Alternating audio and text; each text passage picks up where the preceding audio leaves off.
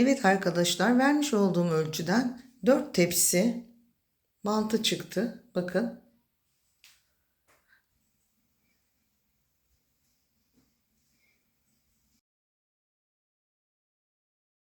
Bakın arkadaşlar nasıl dökülüyor, görüyor musunuz? Kesinlikle bir diğerine yapışmıyor. Böyle bu kadar güzel oldu mantımız. Şu güzelliğe bir bakar mısınız? Tane tane. Bol kıymalı. Zaten mantının renginden belli oluyor arkadaşlar. Görüyor musunuz? Arkadaşlar bakın ne kadar küçük olduğu için ben şimdi bir kaşığa Kayseri mantısı gibi kaç tane sığar esprini yapacağım sizlere. 2, 4, 6, 7, 8, şöyle 20, 30 adet bir kaşıkta Kayseri mantısı. Buyurun, hepinize afiyet olsun. Merhaba arkadaşlar. Servenin mutfağına hoş geldiniz. Bugün sizlere pratik mantı yapıyorum. Çok sağlıklı, besleyici, bir o kadar da kolay. Bunun için 350 gram kıymam var. 2 adet kuru soğanım var. Kavuracağım. Şöyle 2 tane yumurtam var. Hamurunu için. Şimdi ellerimi sabunluyorum. Yumurta kabuğunda bakteri var. Mutlaka ellerinizi yumurtanızı kırdıktan sonra sabunlayın. 2 yumurtamın içerisine 1 fincan ılık su koyuyorum. 1 tatlı kaşığı tuzumu ilave ediyorum. Üçünü birlikte güzelce çırpıyorum.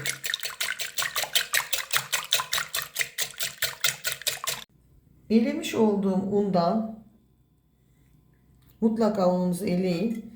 1 su bardağı önce güzelce karıştırıyorum. Daha sonra ikinci bardağımı ilave ediyorum.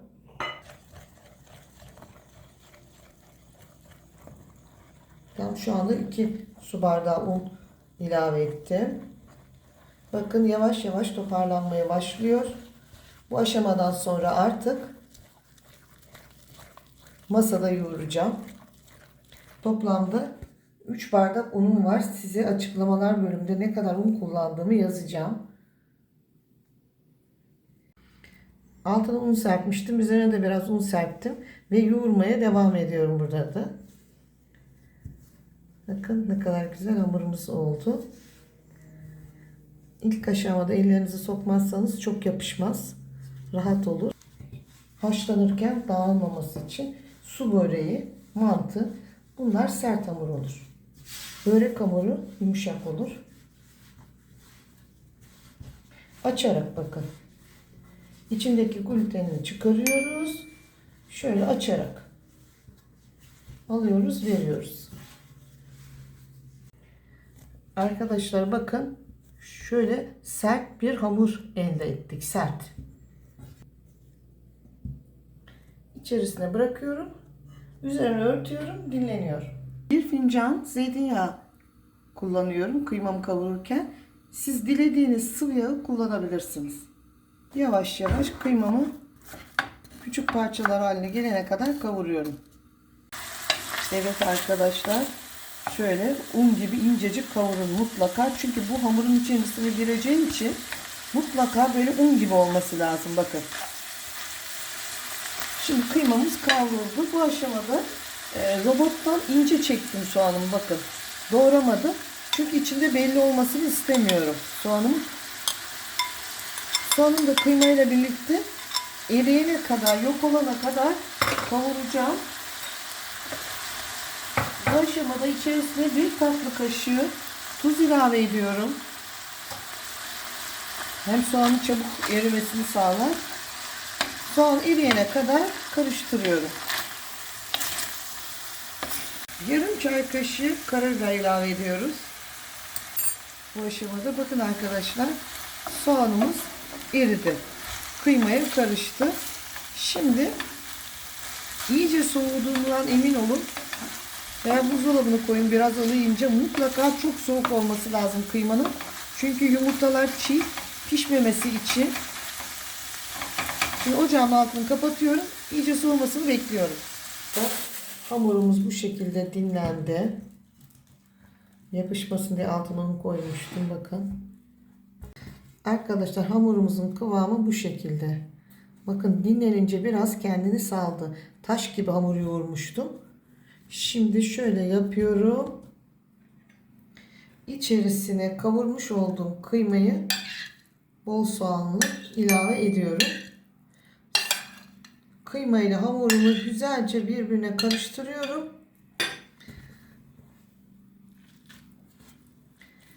Kıymayla hamur birbirine iyice karışacak arkadaşlar.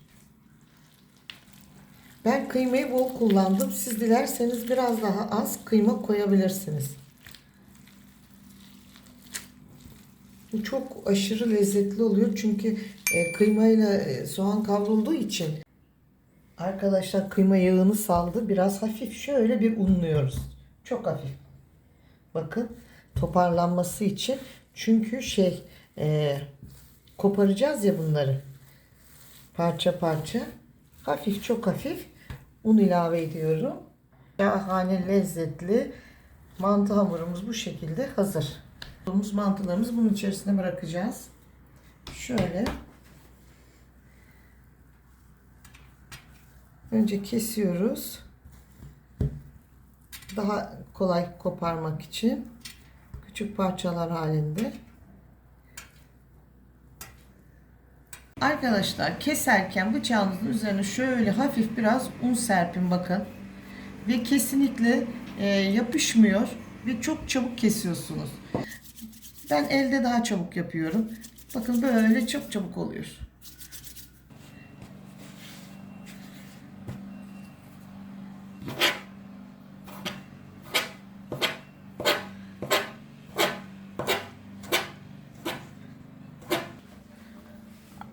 Böyle devam ediyoruz kesmeye.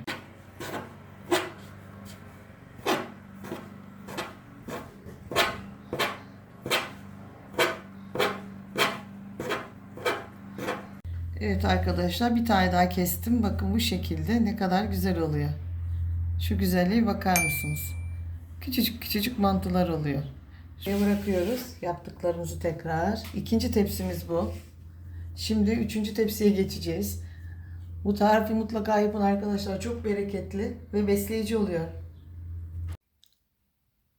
Evet arkadaşlar, vermiş olduğum ölçüden bakın tam 4 tepsi mantı çıktı. Bu güzel tarifimiz sizlere öneriyorum. Aslında mantı şişmanlatır diyorlar ama mantının içinde 3 çeşit protein oluyor. Çok sağlıklı bir besin. Yapımı kolay, pratik ve mantıdan çok daha lezzetli oluyor. Çünkü içinde kıyması oluyor. Mantının içinde küçük yapacağız diye o kadar az kıyma koyuyoruz ki. Lütfen bu tarifi deneyin arkadaşlar. Çok beğeneceksiniz. Şöyle arkadaşlar bakın.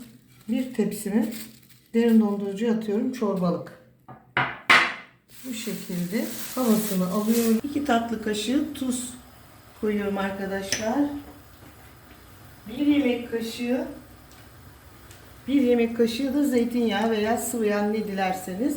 Çünkü mantılar birbirine yapışmıyor o zaman. Bir tepsisini bir defada pişiriyorum. Bu şekilde.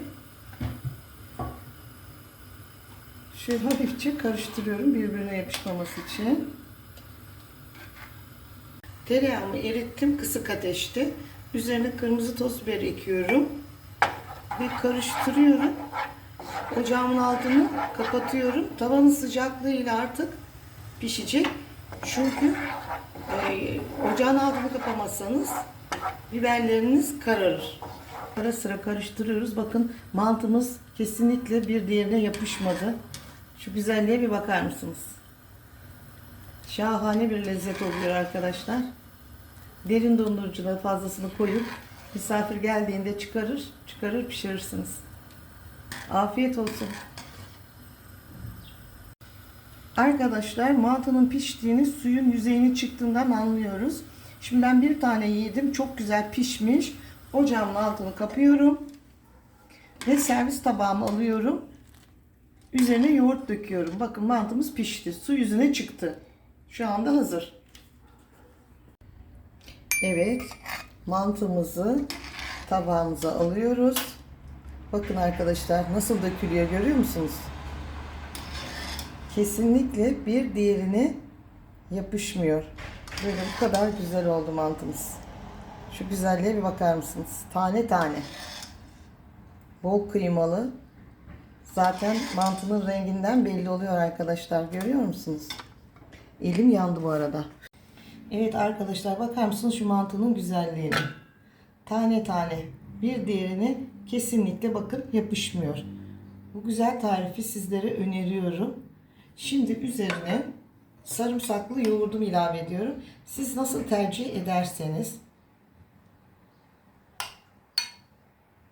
İster sarımsaklı, ister sarımsaksız.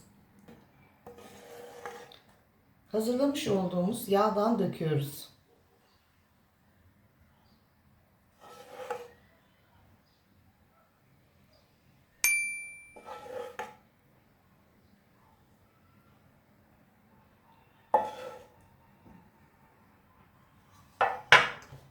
İsteğe bağlı, üzerine şu şekilde arkadaşlar nane,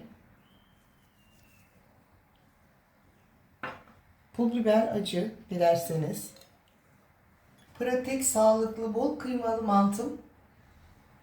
Videomu izlediğiniz için çok teşekkür ederim.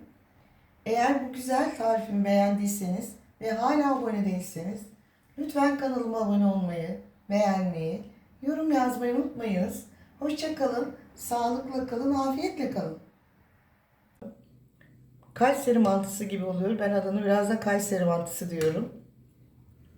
Bu güzel tarifimi sizlere öneriyorum. Sağlıklı. Şimdi sizin için tadım yapıyorum arkadaşlar. Şöyle. Bakın. Bir kaşığa kaç tane sığıyor? Esprisini yapalım mı sizinle? Bakın ne kadar çok mantı sığıyor. En az 20 tane. Hepinize afiyet olsun. Tabii ben bu kadarını yiyemeyeceğim. Birazdan alayım. Muhteşem. Arkadaşlar kıyması çok olduğu için çok lezzetli olmuş. Siz de lütfen böyle bu dengeyi bulun.